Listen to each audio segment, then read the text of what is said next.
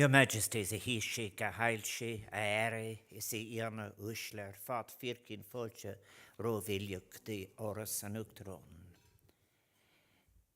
May I extend a Kate Mila Folcher on behalf of the people of Ireland to their Majesties King Carl Gustaf the XVI and Queen Silvia of Sweden on this occasion of their second state visit to Ireland. Ocoit Kilurach, agus farim firkin Folcher rob agus the gachtan atá the lobe.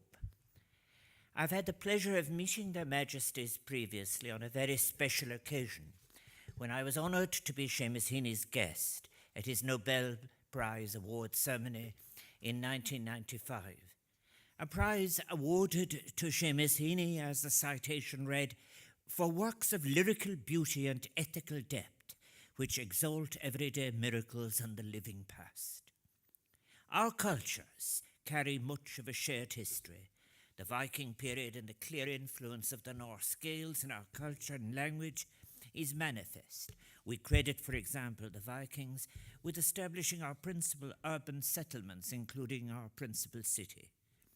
And then, too, our love affair with the written word ensures that the Irish Annals, a series of manuscripts compiled by Irish monks over a millennium, comprise one of our richest sources of knowledge about our Viking cities. The importance of mythology in the history of our two cultures is another form of Seamus Heaney's exalting of the living past, and the scholarship of both of our peoples shares a deep and extensive interest in mythology. Norse mythology consists of tales of deities, beings, and heroes derived from numerous sources from both before and after the pagan period, including what is suggested from medieval manuscripts, archaeological representations, and folk traditions. Central to both Irish and Norse mythology are the plights of the gods and their interaction with various other beings, both the benign and malignant touching of the earth and earthlings. Our shared interest has had a valuable institutional expression. Sweden has long had links with the Irish National Folklore Collection held in University College Dublin. This archive, which owes so much to the work of the late Seamus de Larga, the former professor of folklore at University College Dublin and director of the Irish Folklore Commission, has performed and continues to perform an essential function, I suggest, in ensuring access to our forebears' intensity of vision and imagination, to the diversity of their beliefs and practices, and their extraordinary inventiveness.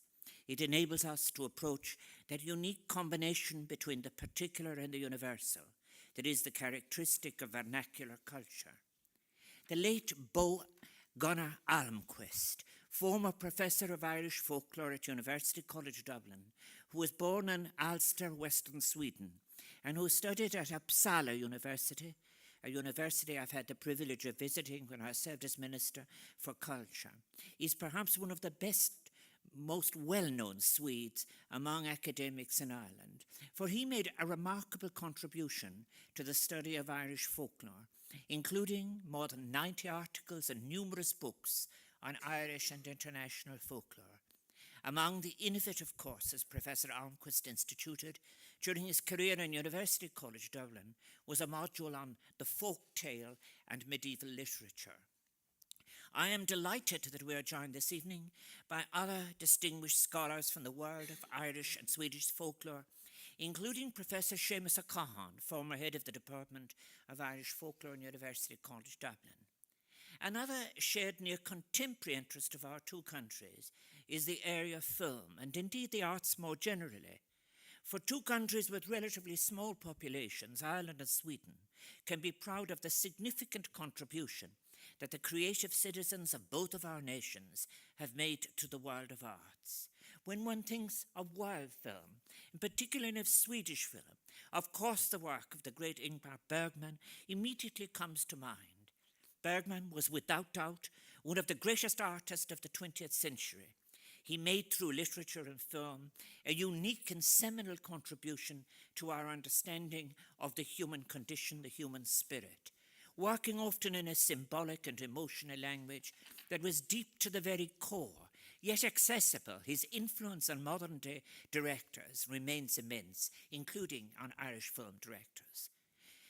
There are a myriad of such valuable connections between us. Tomorrow at the National Library we will hear of the influence of Gus Strindberg to James Joyce's work. Indeed, my wife Sabina in the past has acted in 2 plays, Miss Julie and the Father, from that great prolific Swedish playwright, author and artist. Turning but briefly to contemporary issues this evening, we must all now be concerned for the future of our shared European Union. We must neither forget nor neglect the importance of the European project and the enormous benefits that have resulted for both of our peoples from its being, and particularly its impact on social and environmental conditions for our people. And in that regard, of course, Sweden has played a central role. Developments such as the European Pillar in Social Rights were signed in Gothenburg in November 2017. The pillar aimed at delivering new and more effective rights for citizens through a set of 20 principles and rights, from the right to fair wages to the rights of healthcare, from lifelong learning, a better work-life balance, and gender equality to minimum income. The European Union continues to have the capacity to be a union where the rights of citizens in a fast-changing world can be secured and advanced, and in new conditions. For example, in dealing with inward migration, which is such an important issue, and I suggest in parts of the contemporary discourse and for malignant purpose, is an abused issue in Europe. Sweden and Ireland, in relation to migration, have a common experience. May I suggest that our experience of managing inward migration into our 2 countries is something, at our different levels, of which we can both be proud. Future historians will acknowledge the profound humanitarian and practical example of Sweden in regard to this issue. Historically, of course, our countries can both claim to have had similar experience of outward migration during the 19th century, especially to the United States. We are all now living in the world of a new economic order, where productive capital is so much lesser than new speculative flows, a development that has exacerbated the conflict of ecological, social, and business models, leaving us a challenging legacy, one that threatens human survival itself. And we with others need to discuss a new path to symmetry between these dimensions of our lives. And we might with benefit recall the pivotal role in the past of certain Swedish figures in attempting to shape a socially responsible economic order that also secured and delivered peace. I think of figures such as Olof Palme, whom I had the fortune to meet many years ago, who played a hugely significant role in international politics from the 1960s, with his policy of non-alignment towards the superpowers, accompanied by support for numerous liberation movements following decolonization, including an informed, idealistic yet practical economic and vocal support for the efforts of a number of developing countries.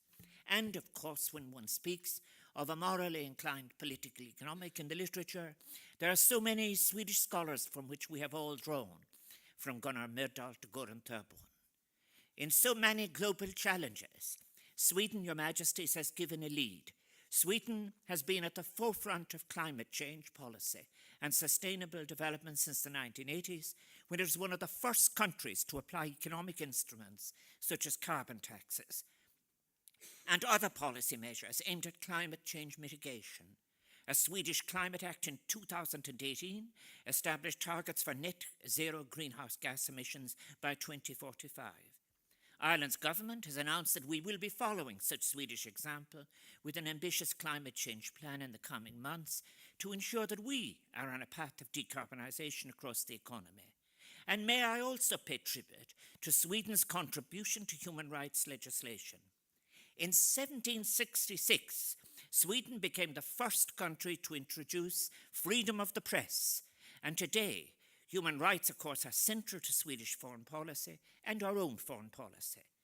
In 2008, Sweden chose 8 prioritised areas to be advanced in its foreign policy work for international human rights, including building democracies, strengthening freedom of expression, abolishing the death penalty, combating torture, combating summary executions and arbitrary detention, protecting the rule of law, protecting human rights and international humanitarian law, and fighting discrimination. And at the United Nations, we both share leadership on disarmament issues. Ireland and Sweden have a shared vision of a world where the production, storage and use of all nuclear weapons would be banned. And this aspiration is given tangible form in both of our consistent support for multilateral institutions and through them for disarmament and non-proliferation, and in the determination of our peacekeepers to prevent conflict. Ireland's peacekeeping has always been strongly predicated on our neutrality. As members of the United Nations, we are committed to maintaining international peace and security, and in honouring the commitment our position as an independent and neutral state has been greatly valuable. For over 60 years, United Nations peacekeeping has served as the standard bearer of the world's shared commitments to international peace and security. Membership of the United Nations has, for both of our countries, been a central pillar of our foreign policy. We have worked together within that framework to promote global peace and security, and both of our countries have sought to be neutral mediators in the pursuit of international justice, conflict resolution and peace, and the promotion of global welfare. Our history of serving together as United Nations peacekeepers has created a profound connection between our two nations. Today, we continue to serve on a number of UN missions, including in the Middle East, Western Sahara, Democratic Republic of the Congo. And we in Ireland are proud of our record of 6 decades of unbroken UN service in peace support missions all over the world, and the Irish men and women who make it possible.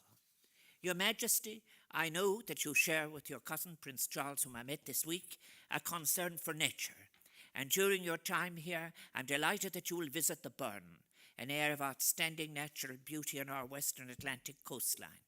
The Burn is renowned for its gentians, but also for its unique agricultural traditions, and considerable thought and effort has been expended on ensuring that our farming tradition can continue in that region with simultaneous protection for priority habitats for conservation. The Burn Farming for Conservation program, which you will see, we regard as an exemplary project which shows a great understanding of the role that must be taken by local farmers if we are to merge the urgent demands of environmental concerns with sustainable economic and social factors. And you're also undertaking a visit to the Marine Institute, whose research is so important to us in developing policies which will support the sustainable development of Ireland's marine resources. The connection between Ireland and the ocean is, as in the case of Sweden, as old as time itself. For the sea has played a fundamental part in both of our social and economic histories, and it is to be recalled that as an island nation, Irish people, and in particular our coastal communities, have always depended to some degree on the bounty that our seas provide. The fishing sector plays an important role too in some of the regions and communities across Sweden.